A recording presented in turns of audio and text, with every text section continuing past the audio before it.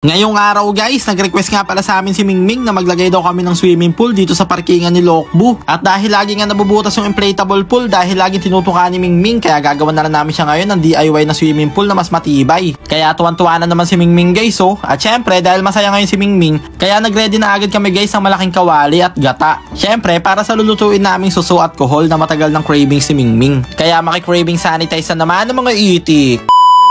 What's up sa inyo mga itik? Ngayong araw guys, bago nga pala namin gawan si Mingming ng DIY na swimming pool, ay magluluto nga pala muna kami ngayon ng napakasarap na ginataang suso at kuhol. Grabe, saktong-sakto guys, matagal na kami nagki-crave dito dahil ang tagal na rin namin hindi nakakain na ito guys. Dahil SKL ko nga lang pala guys, no one asked. Dati nga pala, lagi kami nag-uulam na ito nung nabubuhay pa yung papa namin. Ganito kasi lagi niya niluluto sa amin guys na ulam namin, yung mga tahong, suso, kuhol, halaan. Tapos simula nung mawala si papa guys, halos hindi na talaga kami nakapag-ulam ng mga ganto. Kaya saktong-sakto nung namalengke kami ngayon dito guys, ay may nakita si kuya na nagbebenta ng suso at saka kuhol. At saktong-sakto naman guys, at talaga nga namang cravings na ulit kami dito. Kaya hindi na patumpik-tumpik pa si kuya at bumili na agad siya ng 2 kilo sa 1/4. Kaya ayan guys, ngayon nga pala ay lulutuin na namin siya. At ang alam nga pala namin isa sa masarap na luto dito ay ginataan. At ayan nga guys, kakasalang pa nga lang namin dito ng suso at kuhol. Ayan si Mingming, talagang cravings na. At ayan guys, napakadali lang naman itong lutuin. Nilagyan lang natin siya ng konting pampalasa at maya-maya lang ay nilagyan na nga rin pala natin ng gulay na kangkong.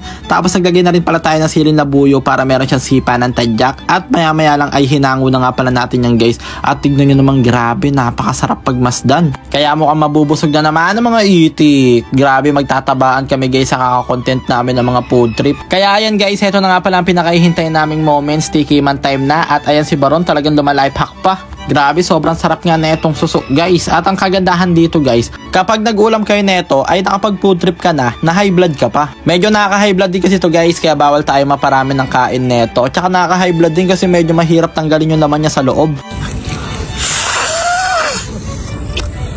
Sige makahinga.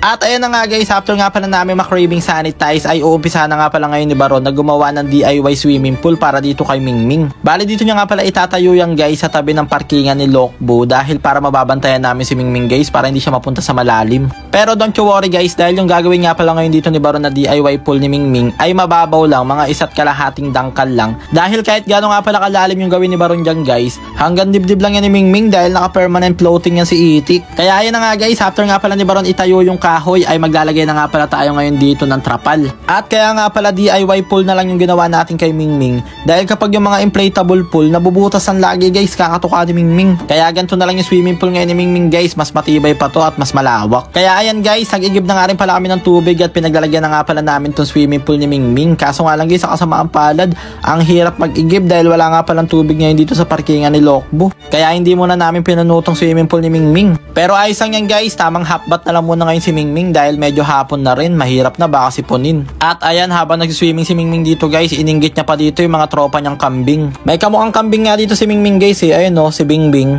At dahil aside na naman namin ngayon yung 3 minutes ng buhay nyo, kaya hanggang dito na lang muna. I love you all.